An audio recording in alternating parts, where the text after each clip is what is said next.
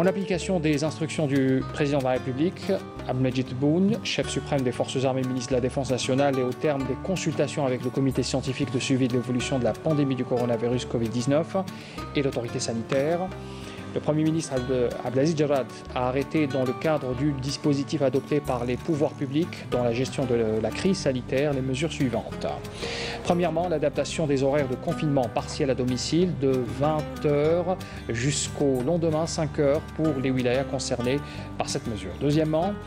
l'adaptation selon l'évolution de la situation sanitaire de la liste des wilayas concernés par la mesure de confinement partiel à domicile qui passe de 20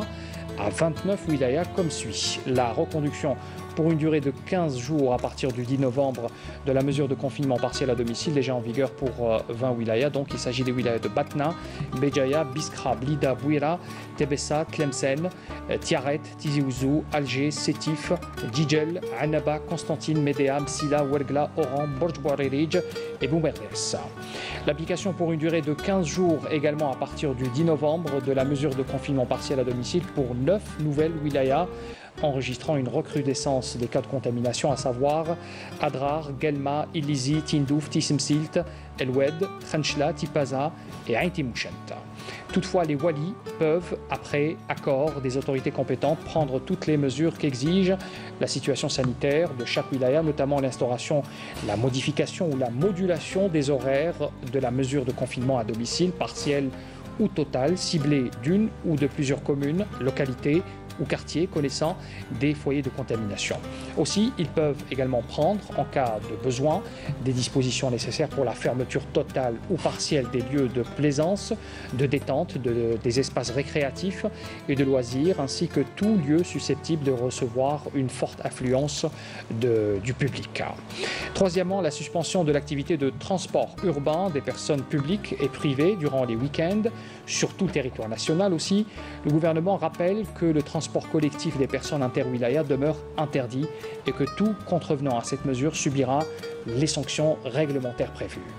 Quatrièmement, fermeture pour une période de 15 jours à partir du 9 novembre, c'est-à-dire demain,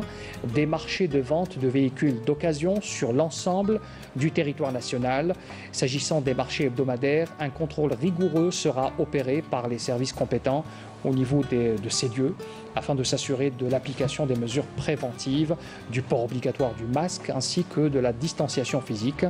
Toutefois, les walis pourront procéder à leur fermeture immédiate en cas d'infraction aux mesures édictées dans le cadre de la lutte contre la propagation du Covid-19. Cinquièmement, la prorogation de la mesure d'interdiction à travers le territoire national de tout type de rassemblement de personnes et de regroupements familial, notamment la célébration de mariage et de circoncision et d'autres événements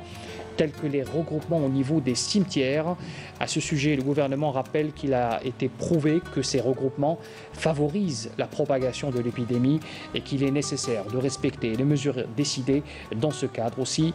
les sanctions réglementaires seront prises à l'encontre des contrevenants ainsi que les propriétaires des lieux accueillant ces regroupements. Sixièmement, le report de la rentrée universitaire et de la formation professionnelle à la date du 15 décembre de cette année. Septièmement, l'instauration d'un contrôle continu, rigoureux et inopiné par les inspecteurs du corps de l'éducation nationale au niveau de l'ensemble des établissements du cycle primaire, moyen et secondaire, publics et privés, pour s'assurer du respect du protocole sanitaire mis en place et des mesures organisationnelles édictées par les pouvoirs publics. Ce dispositif sera également renforcé par les visites des équipes médicales de santé scolaire qui veilleront à suivre et à s'assurer de la santé des élèves, des enseignants et des personnels administratifs au niveau de l'ensemble des établissements éducatifs. Et également cette mesure en 8e position, le renforcement du contrôle de l'application du protocole sanitaire au niveau des mosquées avec le concours du mouvement associatif, associations religieuses et des comités de quartier en étroite collaboration avec les autorités locales. 9e, la dotation des structures hospitalières de tous les moyens en matière d'équipement, des tests PCR, des tests anti-hygiéniques, de moyens de protection d'oxygène également, d'appareils respiratoires ainsi que la mobilisation de lits d'hospitalisation supplémentaires en cas de besoin. En outre, il a été décidé de poursuivre les efforts engagés par l'État en matière d'amélioration des conditions d'hébergement et de transport pour les personnels de soins. Dixièmement, le renforcement du contrôle et de l'inspection des commerces et les autres activités accueillant le public afin de veiller à la bonne application des mesures préventives avec la mise en demeure des contrevenants ou la fermeture des commerces dont la négligence a été constatée. Et puis également la densification des opérations de désinfection des lieux, espaces et édifices publics en mobilisant les moyens nécessaires avec les concours des collectivités locales, des services de sécurité ainsi que ceux de la protection civile. Et puis enfin, l'intensification particulièrement à l'approche de la saison hivernale des campagnes de communication